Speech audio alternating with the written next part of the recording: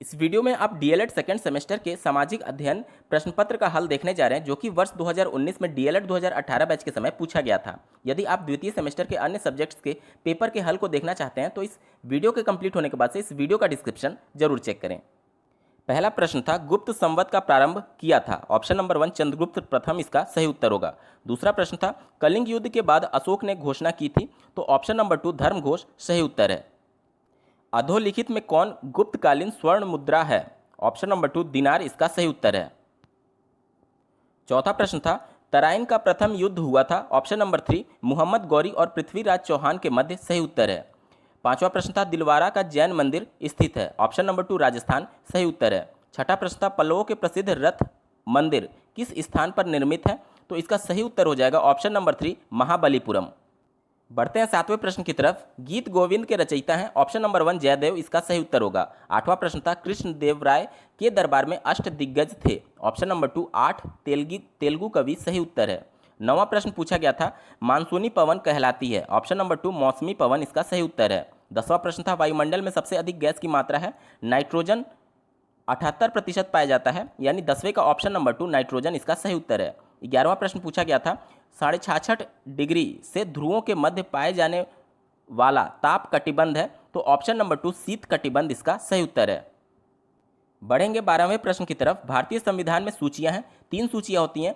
पहला संघ सूची, दूसरा राज्य सूची और तीसरा समवर्ती सूची, यानी 12वें का ऑप्शन नंबर 3 सही उत्तर होगा। 13वां प्रश्न पूछा गया था, भारतीय संविधान सभा के प्रारूप समिति के अध्यक्ष थे। तो option number 3 doctor Bhimrao Ambedkar सही उत्तर है। 14वां प्रश्न था, अर्थव्यवस्था में पूंजी का बाजार कौन बनाता है? तो इसका सही उत्तर हो जाएगा ऑप्शन नंबर 3 स्टॉक एक्सचेंज। 15वां प्रश्न था, मूल्य मापक का कार्य मुद्रा का है। दोस्तों, मूल्य मापक मुद्रा का प्रमुख कार्य होता है, यानी 15 का ऑप्शन नंबर 3 सही उत्तर होगा। अब बात करेंगे अति लघुत्तरीय प्रश्नों की। 16वां प्रश्न था, सल्तनत काल का अंतिम सुल्तान कौन था? उत्तर हो जाएगा इब्राहिम लोदी। 17वां प्रश्न था, अशोक ने किस धर्म को राजाश्रय प्रदान किया था? उत्तर हो जाएगा बौद्ध धर्म। 18वां प्रश्न था, अजंता वर्तमान भारत के किस राज्य में स्थित है? उत्तर हो जाएगा महाराष्ट्र। 19वां प्रश्न था, दिल्ली सल्तनत के किन्हीं 2 राजवंशों के नाम लिखिए। आप 2 राजवंश कुछ भी लिख सकते थे, पहला गुलाम वंश और दूसरा खिलजी वंश। 20वां प्रश्न था, हर्षकालीन 2 शिक्षा केंद्रों के नाम लिखिए। पहला हो जाएगा नालंदा विश्वविद्यालय और दूसरा तक्षशिला। 21वां प्रश्न था, किस अक्षांश रेखा को भूमध्य रेखा कहा जाता है? तो 0 डिग्री अक्षांश रेखा को भूमध्य रेखा के नाम से जाना जाता है। 22वां प्रश्न था, अपक्षय क्या होता है? तो किसी भी रासायनिक या जैविक या दैवीय आपदा के कारण जब किसी चट्टान की छोटे छोटे टुकड़े होकर के उसी स्थान पर गिर जाते हैं तो उसको अपक्षय बोलते हैं। अपक्षय और अपर्दन में थोड़ा सा ही अंतर होता है। अपर्दन के कंडीशन में छोटे छोटे जो टुकड़े रहते हैं वह अपने स्थान से हट करके दूसरे स्थान पर चले जाते हैं किसी भी कारण की वजह से, चाहे हवा की वजह से या फिर पानी के बहाव की वजह से, तो उसको अपर्दन बोलते हैं। और अपक्षय के कंडीशन में चट्टाने जो टूट करके उनके जो कण होंगे वह उसी स्थान पर गिर जाते हैं। अगला प्रश्न है, मौसम और जलवायु में क्या अंतर है? मौसम जो होता है वह अल्पकालीन वायुमंडलीय दशाओं का अध्ययन किया जाता है, और जो जलवायु होता है उसके अंतर्गत दीर्घकालिक वायुमंडलीय दशाओं का अध्ययन किया जाता है। मौसम प्रतिदिन परिवर्तित हो सकता है, लेकिन जलवायु कम से कम वर्ष भर के मौसम का एक औसत होता है।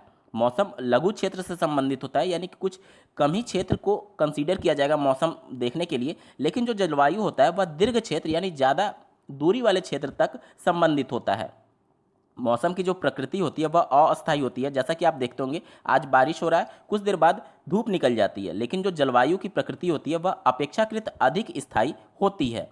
और मौसम के अंतर्गत जलवायु का विभेदीकरण कर अध्ययन किया जाता है, जबकि जलवायु में विभिन्न मौसमों को समेकन यानी उनको सम्मिलित करते हुए उनका अध्ययन किया जाता है।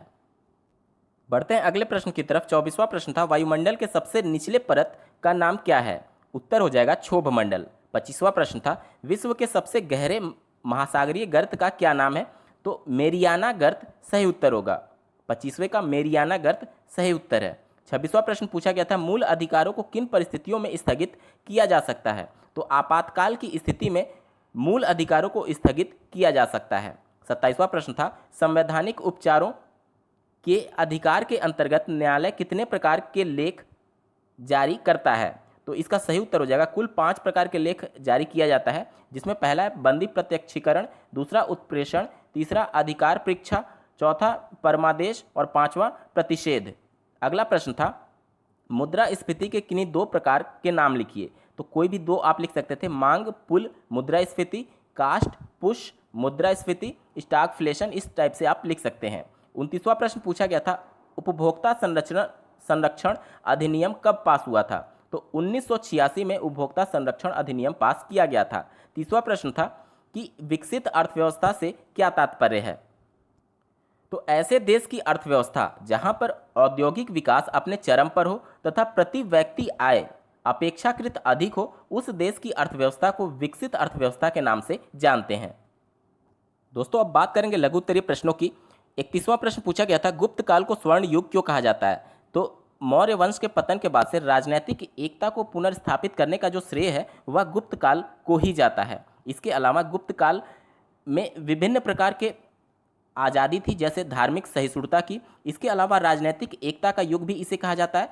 शांति और व्यवस्था अच्छी थी, साहित्य की प्रॉपर उन्नति हुई थी और विज्ञान की भी उन्नति हुई थी। जो धन्वंतरी थे वह इस काल के प्रसिद्ध आयुर्वेद शास्त्री थे। इसके अलावा महान सम्राटों का युग था, जिसमें समुद्रगुप्त, चंद्रगुप्त प्रथम और द्वितीय ये सभी इसमें शासनकाल में सम्मिलित थे और कला का भी उचित उन्नति हुआ था। इसी सब के कारण गुप्त काल को स्वर्ण युग कहा जाता है। 32वां प्रश्न था सूफी मत के प्रमुख सिद्धांत लिखिए। तो सूफी मत के प्रमुख सिद्धांत जो थे वह भक्ति काल जो था उसके प्रमुख सिद्धांतों से मिलते जुलते थे। जैसे कि पहला अकेश्वरवादी, यानी कि जो सूफी मतावलंबी थे उनका विश्वास ये था कि ईश्वर एक है और वे अद्वैतवाद से प्रभावित थे। उनके अनुसार अल्लाह और बंदे में कोई अंतर नहीं था और बंदे के माध्यम से ही खुदा तक पहुंचा जा सकता था। इसके अलावा भौतिक जीवन का त्याग प्रमुख सिद्धांत में शामिल था। शांति एवं अहिंसा पर विश्वास किया जाता था। सहिष्णुता थी, यानी कि सभी धर्मों को एक तरीके से समान अधिकार दिया जाता था इसके तहत, और इसमें आपसी प्रेम और भाईचारे थे और इस्लाम का प्रचार इसमें प्रमुख सिद्धांतों में शामिल था। इसके अलावा हृदय की शुद्धता पर भी जोर दिया जाता था। ये कुछ प्रमुख सिद्धांत थे सूफी मत के। बढ़ते हैं अगले प्रश्न की तरफ। कालिदास एक महान कवि थे जिन्होंने भारत की पौराणिक कथाओं को और दर्शनों को आधार बनाकर के अपनी रचनाएं की थीं। उनके प्रमुख ग्रंथ के नाम आपसे प्रश्न में पूछे गए थे 33वें प्रश्न में। तो इसका सही उत्तर हो जाएगा उनके द्वारा निम्नलिखित ग्रंथ लिखे गए थे, जैसे कि मेघदूत, कुमार संभवम, रघुवंशम, ऋतु संहार, ये उनके कुछ प्रमुख ग्रंथ हैं। बढ़ते हैं 34वें प्रश्न की तरफ। मुहम्मद तुगलक की सांकेतिक मुद्रा की योजना क्यों असफल हो गई। मुहम्मद तुगलक के शासनकाल में धन की कमी हो गई थी, जिसकी वजह से उसके द्वारा सांकेतिक मुद्रा चलाने की अनुमति दी गई। इसमें उन्होंने चांदी के सिक्कों के स्थान पर तांबे के सिक्के को ढालने का आदेश दिया, लेकिन यह निर्णय इस वजह से विफल हो गया था क्योंकि लोग जो थे वह तांबे के जाली सिक्के अपने घरों में ढालने लगे और उसी से अपना जजिया कर चुका रहे थे, जिसकी वजह से यह सांकेतिक मुद्रा जो थी वह असफल हो गई थी। अगला प्रश्न है जलप्रपात क्या होता है। तो पहाड़ों और चट्टानों से जो नदी या फिर जो झरने टाइप के गिरते हैं उनको जलप्रपात कहा जाता है। यदि ये जो जल गिर रहे हैं ये पतली धारा के साथ गिरते हैं तो इसको जलप्रपात कहा जाता है, और जब गिरने वाला जो जल होगा उसकी धारा अगर बहुत बड़ी होगी तो उसको महाजलप्रपात के नाम से जाना जाता है। अगला प्रश्न है भूमिगत जल का क्या महत्व है। भूमि के अंदर जो जल स्थित होता है उसको भूमिगत जल के नाम से जानते हैं। इनका बहुत ही महत्व होता है क्योंकि ये मीठे पानी के स्रोत होते हैं। सबसे ज़्यादा जो पानी पीने के लिए यूज किया जाता है वह भूमिगत जल के रूप में ही प्राप्त किया जाता है। बारिश की वजह से जो जल भूमि के अंदर रिस करके पहुंच जाते हैं उन्हीं का प्रयोग हम बाद में पीने के लिए मीठे पानी के रूप में करते हैं। इसके अलावा भूमिगत जल जो होते हैं यानी जो जमीन के अंदर जो जल है उनका वाष्पीकरण भी कम होता है। आप देखेंगे तालाब या फिर नदी में वहाँ से वाष्पीकरण होकर के जल धीरे धीरे कम होने लगते हैं, लेकिन जो भूमिगत जल होते हैं उनमें वाष्पीकरण अपेक्षाकृत कम मात्रा में होता है। तो ये कुछ महत्व आप लिख सकते हैं। अगला प्रश्न पूछा गया था लोकतंत्रात्मक गणराज्य से क्या समझते हैं। लोकतंत्रात्मक गणराज्य का मतलब ये होता है कि जो देश है वह एक सार्वजनिक मामला है, ना कि किसी शासक या फिर किसी राजा की निजी संपत्ति है। यानी कि जो देश के प्रत्येक नागरिकों के द्वारा जो सरकार चुनी जाती है उन्हीं के द्वारा शासन किया जाता है। यहाँ पर कोई भी तानाशाही नहीं होती है।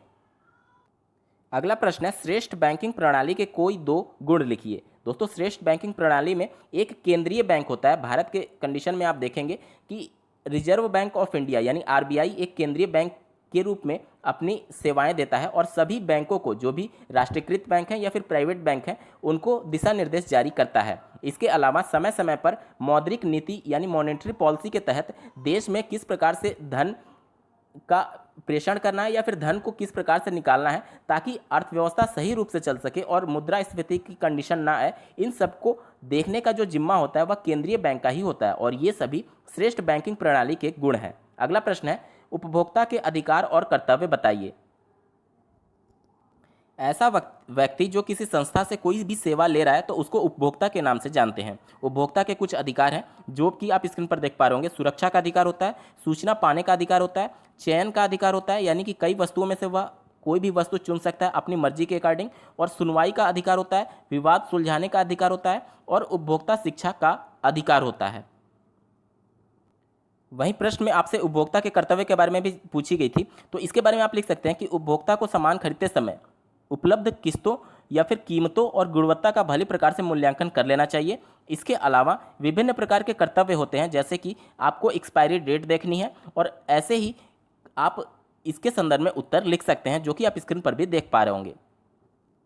अगला प्रश्न है, भारत में औद्योगिक विकास के लिए सुझाव दीजिए। तो भारत में जो अधिकांश जनसंख्या है वह एक तरीके से मिडिल क्लास से संबंधित है, तो यहाँ पर अभ्यर्थियों को या फिर जो कैंडिडेट होते हैं उनको कुटीर उद्योग के लिए प्रोत्साहित करना चाहिए। शासन के द्वारा उनको कम इंटरेस्ट पर उनको लोन दे करके उनको स्वरोजगार के लिए प्रेरित करना चाहिए। इसी प्रकार से जो मझोले उद्योग हैं उनके लिए भी शासन को धनराशि प्रोवाइड करनी चाहिए ताकि वह अपने उद्योग को और भी ज़्यादा विकास कर सके, क्योंकि यही सब छोटे छोटे यूनिट मिल करके औद्योगिक विकास का रूप धारण करते हैं।